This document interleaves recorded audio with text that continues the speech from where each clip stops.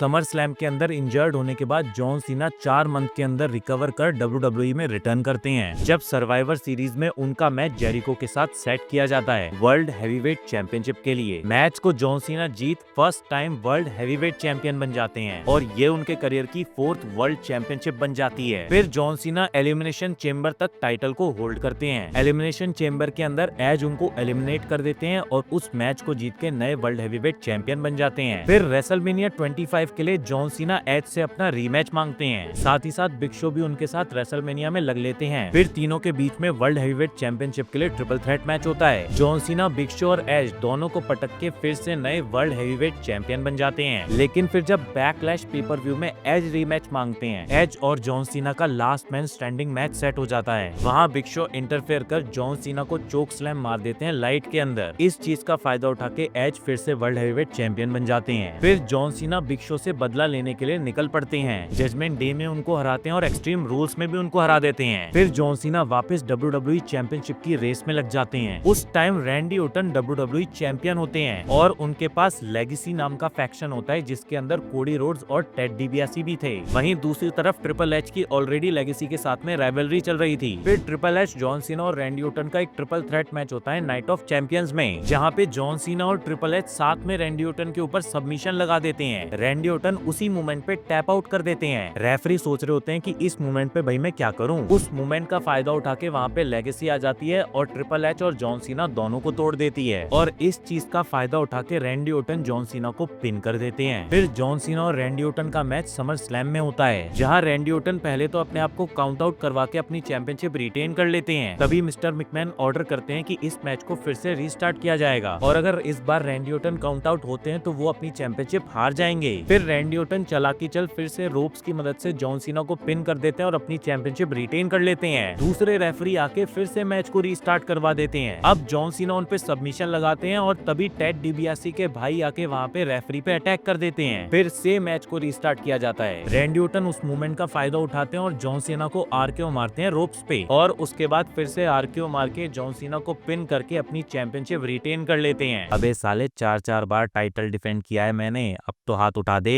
John Cena की story की ऐसी की तैसी हाथ उठा मेरा।